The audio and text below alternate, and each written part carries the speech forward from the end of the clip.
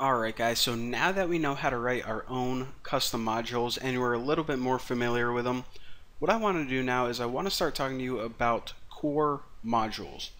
Now these modules are a little bit different because we don't write them ourselves. These core modules are the modules that are already built in to Node.js. So of course, Node already comes with a bunch of functionality that you're going to be using a lot, and well, let's just go ahead and get started. First of all, I want to say that there are a ton of core modules.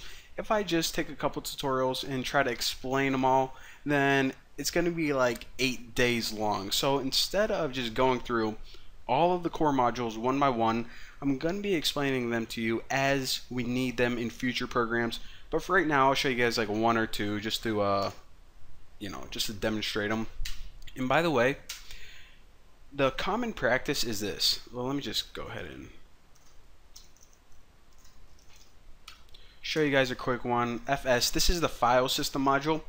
Now, the first thing I want to point out is, again, whenever you're making your own custom modules, you include the path // Whenever you're using core modules, do not include the path at all, just the name of the module. That way, Node is aware of the fact that, you know what, this is a core module, not one that you made yourself, and it can find it a lot faster. The other thing you notice, and you probably noticed before, it's common practice to name the object or the variable the same as the module, and this just clears up any confusion. So again, what this is, real quick example, this is the file system module, and it just allows you to pretty much read and write files and also delete them. So let's say that we want to create a new text file. You can call fs write file sync, and as you saw, it took 3 parameters: path, which is pretty much the name of the file. So I'll just create one real quick and name like a text file named corn. The data is of course what, text do you want inside the file. So I just put like corn is good, corn is life, and we also have an optional third parameter, but we don't really need it. So again, whenever I run this, what it's going to do, and actually before I do that, look in here. So it's going to create a corn text document in the same directory. So right now I only have one file in here, app.js.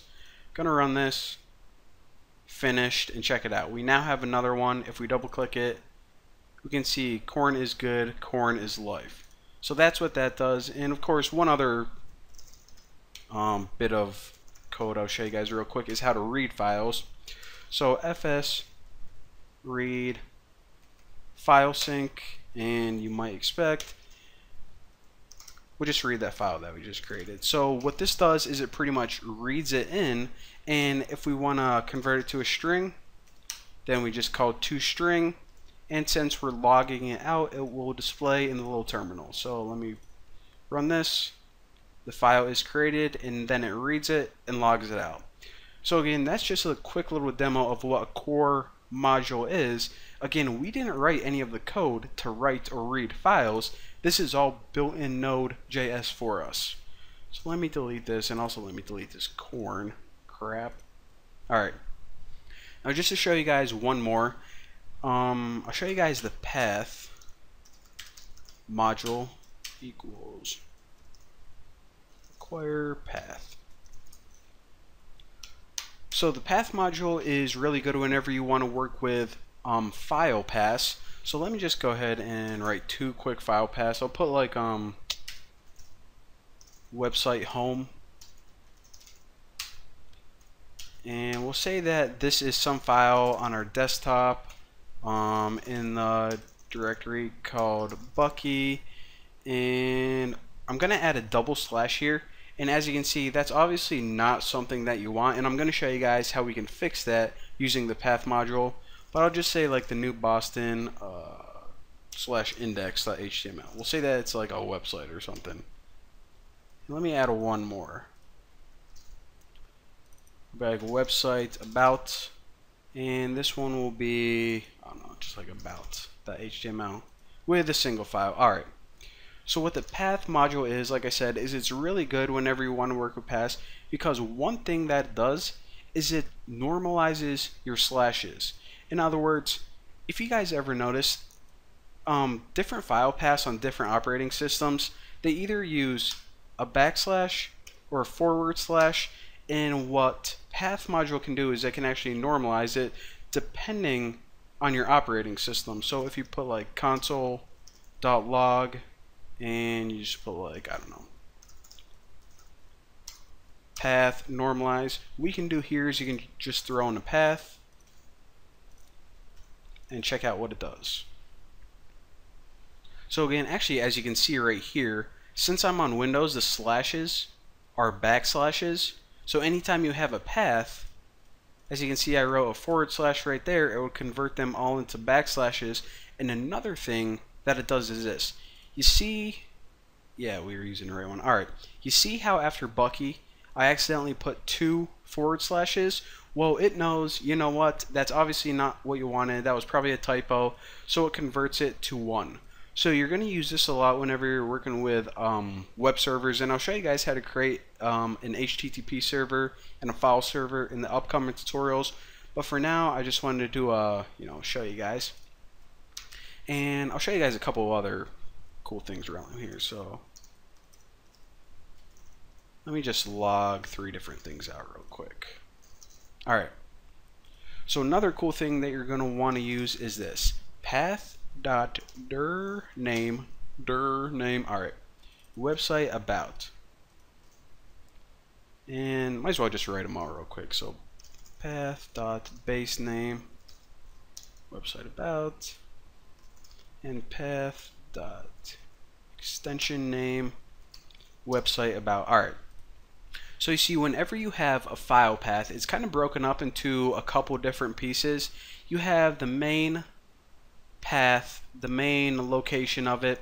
You also have the file itself, which is pretty much the core file, just this, and every single file on your computer has an extension. Is it a text file? Is it an HTML file? Is it a JPEG? Whatever. So using these functions on the path module, what we can do is we can actually rip out the pieces of information that we need. So again, dir name, as you can see, it pretty much gives you the name of the directory or the path without the file portion of it. Base name, what this does is it just looks at the base, or in other words the file name, and the extension, it just looks what type of file it is, in other words the file extension. So again, those are 3 other cool things that we're going to be using a lot. So there you go, that's pretty much how you work with core modules, pretty much modules that are already built in to Node. And since I have some extra time, what I want to do is this. I'm going to show you guys like 3 other quick things. These really don't have anything to do with core modules directly, but like I said, in the next tutorial I'm going to be showing you guys how to create like a simple HTTP server and file server. So I just want to explain these because I'm going to be using them in the future. So you know, before we had a function called setTimeout, and we already know what that did. It pretty much scheduled a little bit of code or a callback method to run after a certain period of time. Well, we also have this thing called setInterval, and it's kind of similar actually. What we can do in here is we can have a bit of code to run. Actually, let me show you guys. Alright, so just like before, we can have some function in here, and it's just gonna like log out the word beef, and we can have, make sure it's in the right place, and we can have this run like every 2 seconds. So you may be looking at this and you're like, alright, is this like the exact same method as setTimeout? Because it looks really similar. Well, the difference between setInterval and setTimeout is setTimeout runs once after the period of time. setInterval runs repeatedly. So every 2 seconds, any code that's in the callback is going to be called. So every 2 seconds, as you can see, beef is being called. So again, that's just one little quick thing that I wanted to mention. And before I let you guys go, I want to explain this. So actually, let me just log this out. Let me log out 2 different things. Alright. So another little bit of code that we're going to be working with a lot is dir name and also file name.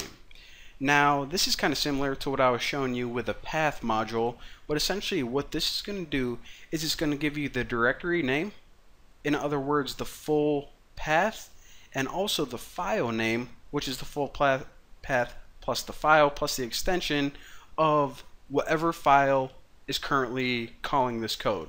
So again, since it's app.js, it's giving us this for app.js. And I know that these are kind of random things that I'm teaching you guys, but first of all, you know, I didn't want to like spend a tutorial teaching you guys like 2 lines of code. And also, like I said, they're going to come in handy in the next couple tutorials, so you guys will thank me then. So anyways, there you go.